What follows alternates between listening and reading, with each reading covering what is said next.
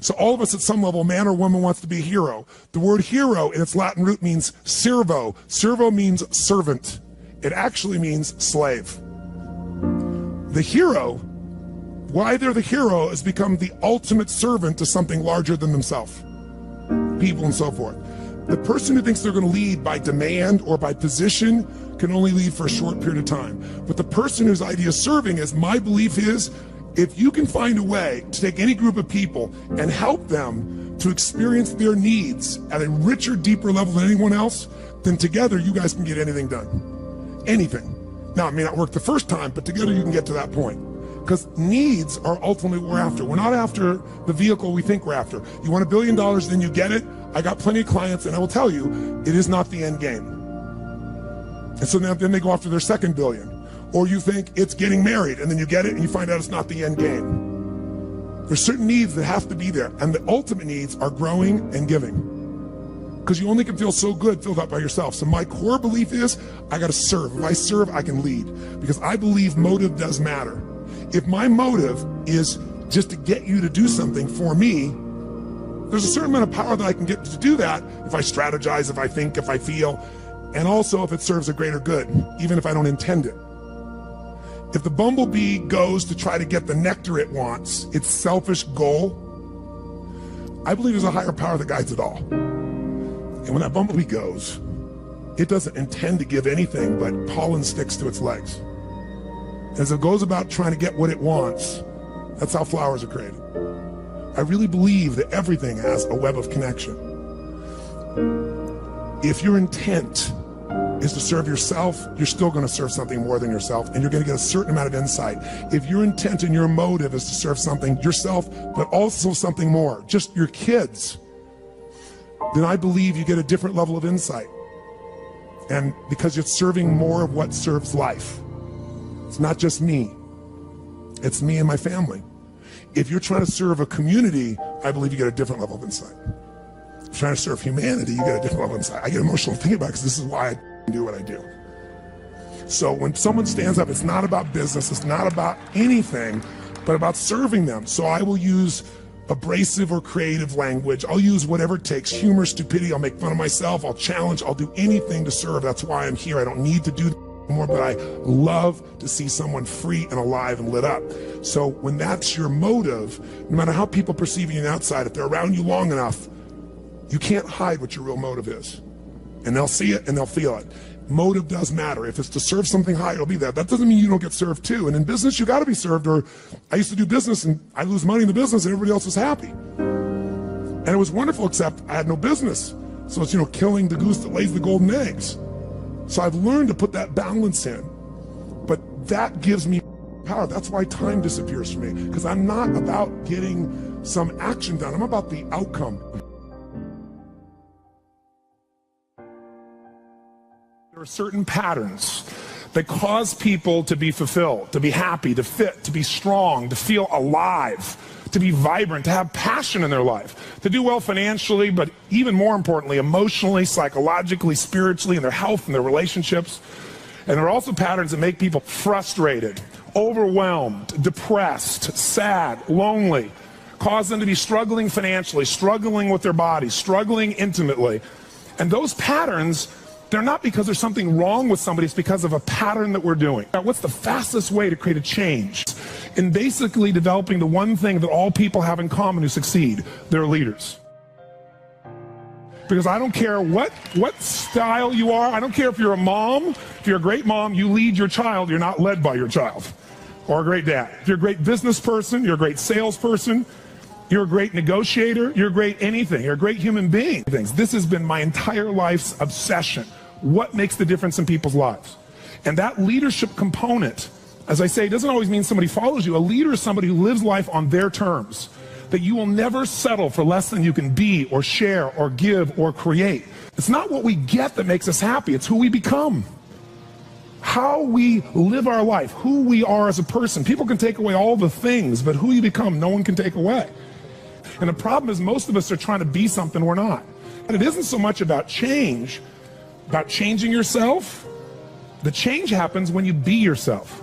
Know thyself, that's the hard part for most people, and then be thyself. Because most of us in our lives, out of our desire for respect or achievement or love or connection or something, we've been trying to be the way we think we have to be in order to get that love, respect, appreciation, whatever it is we've been after at some unconscious level. And we've been doing it so long that we think that this is who we are. Because success without fulfillment is failure. And I can't tell you how many people I work with who are supposedly the best in the world at what they do, and they have more money than they can spend, and they have all these people that love and respect them, and yet they're unhappy inside. Because if you want to know what's really you, where you're going to be alive is when it's really you. And you may even think you know who you are because you've been living a certain way, but I'll tell you how you'll know. You'll feel euphoric, you'll feel strong, you'll feel unlimited, you'll feel free. I have seen, out of 3 million people around this earth in 80 countries, I've seen just about anything you can see, and there are only so many patterns. And what you're going to find underneath all of this behavior is we have the same needs.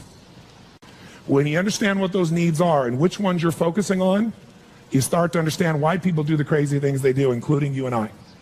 And you begin to understand, hey, there might be a better way to meet my needs, and I don't have to get caught up in this game of stress and frustration and upset, or I could really help this person I care about, because I could see what's really going on. Part of what we want to accomplish here as leaders is we want to become practical psychologists. We want to understand what's really going on so we can help, so we can make a difference, so we can transform. So yes, of course you can do better in your business, because the more you understand about what people need and want, the greater you're going to be. The better manager, better leader, the better mom or dad, the better friend. And there's a better you that's available when you understand what's driving you. But most of us are running patterns over and over again. And we want to free that up. To free it up, we got to break the pattern. We got to do things that are different. So we're going to do something different. I'm not here because I believe in positive thinking. If you think that's what I believe, you don't know much about me. I'm not one of those people that believes you're supposed to go to your garden and chant, there's no weeds, there's no weeds, there's no weeds, there's no weeds. There's weeds right there. All right, that's what I believe. Here's what I believe. I believe that if you really want to be effective, you got to tell the truth.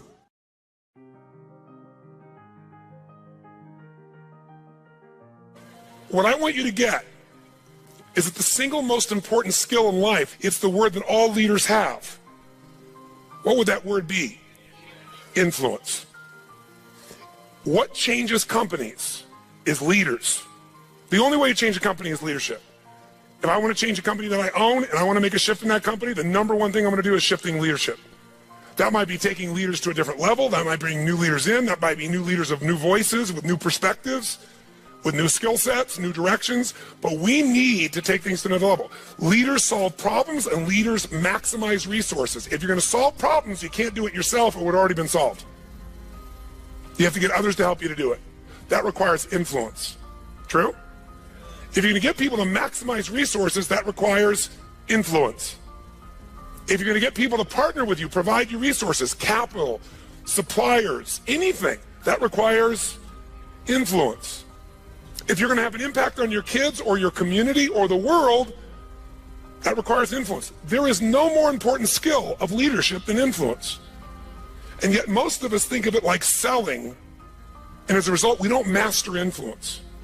So I'm not here today to try and get you to become a master of influence in 45 minutes or so of my chatting with you here, because we have so many of the speakers. This is the area of life I am most focused on.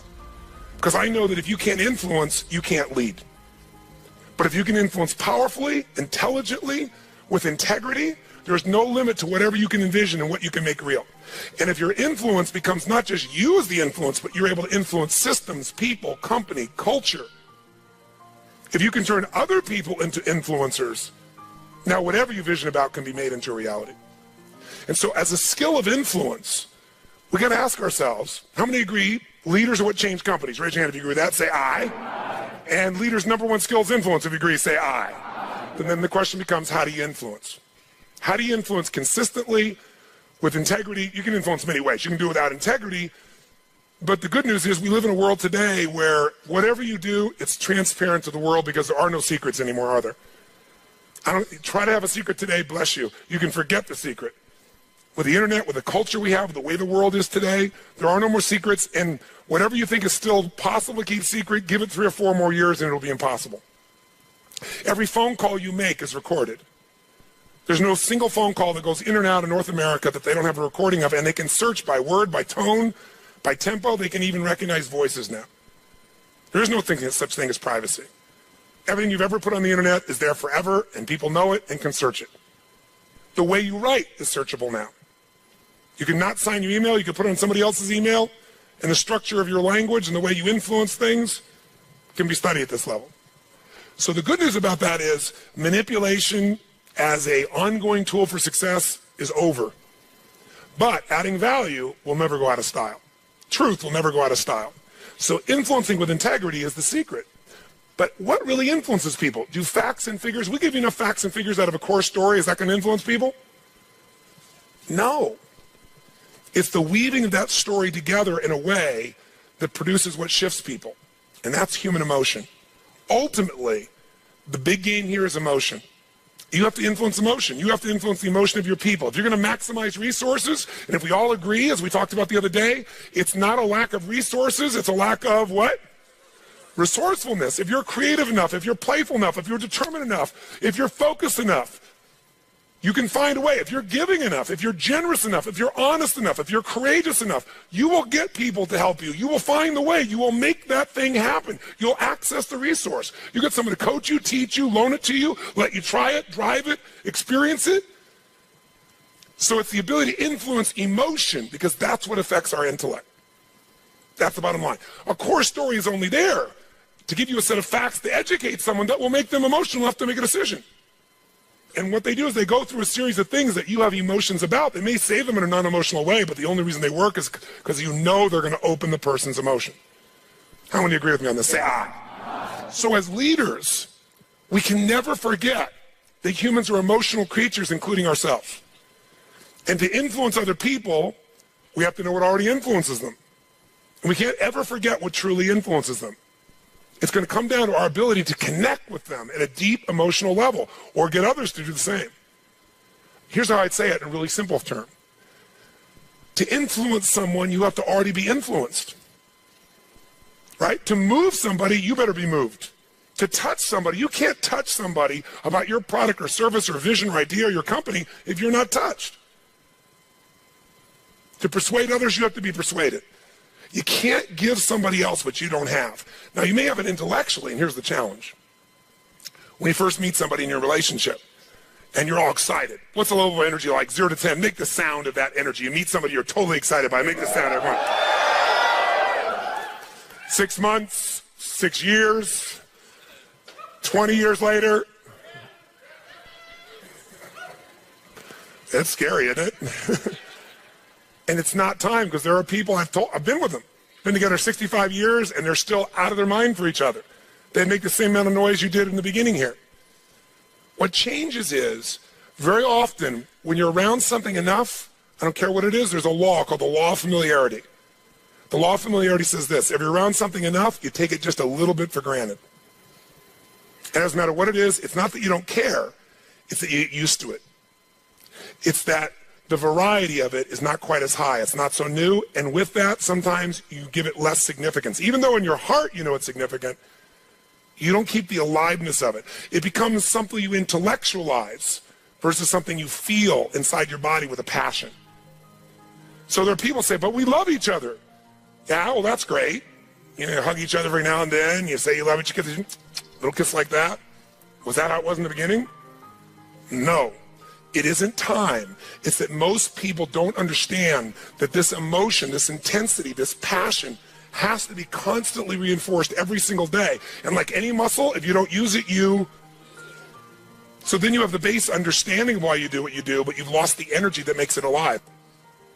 And so if you're going to be touching people, you got to be touched. So then the question is, how do we influence ourselves? How do we influence other people? We got to get them into their emotions.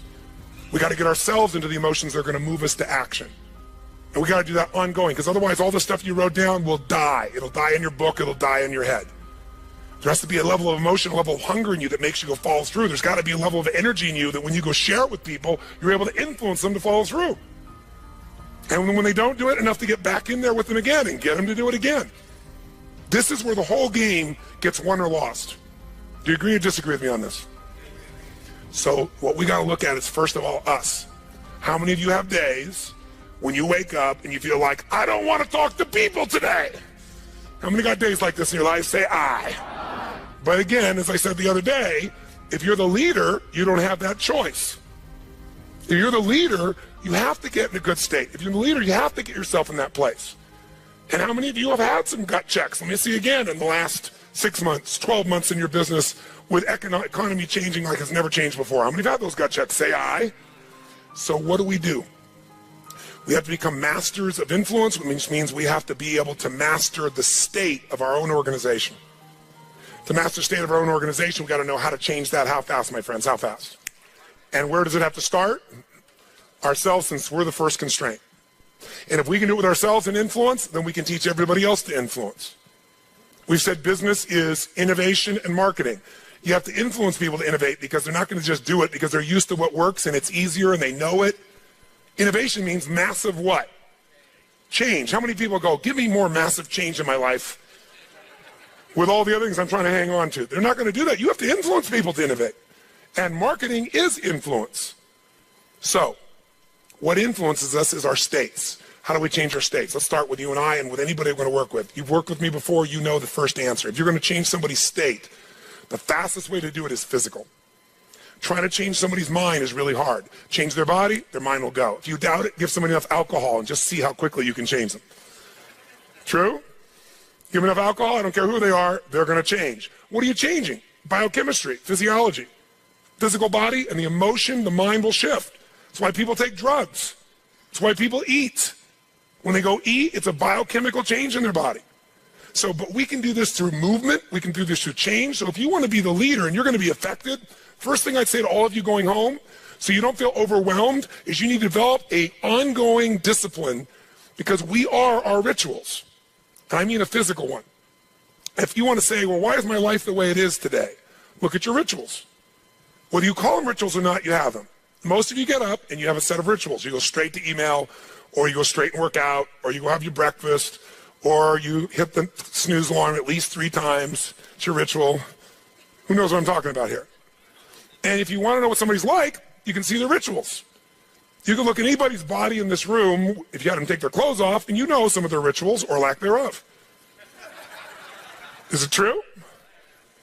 If every day you get up and your ritual is you go to Starbucks and order a smoke boca, whatever those things are that you have, right?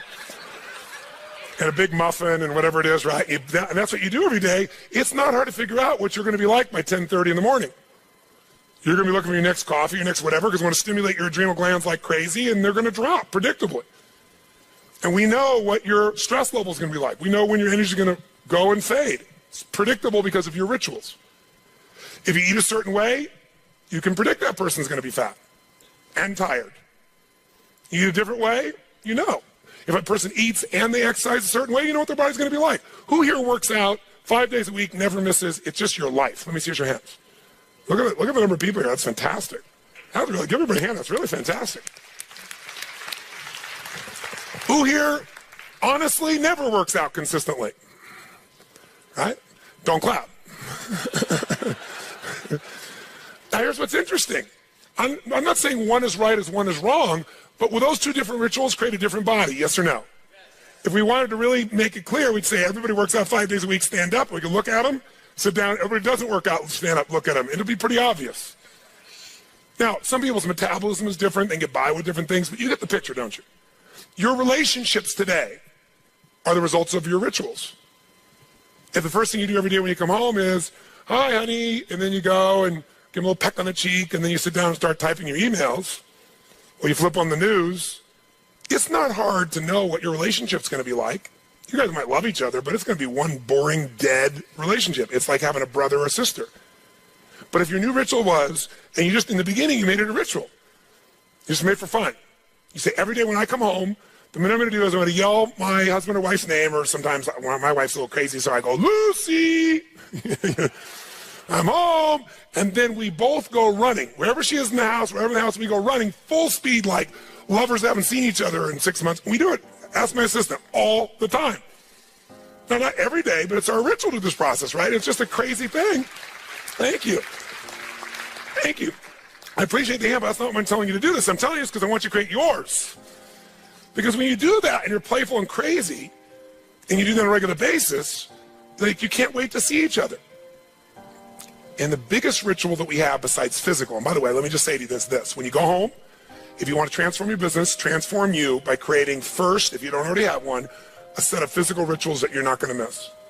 I don't care if it's 3 days a week, 4 days a week, something that's going to make you physically strong, because in a place where there's going to be a lot of fear, the way you deal with crisis is number one thing you should do is feed your mind. And you're doing that.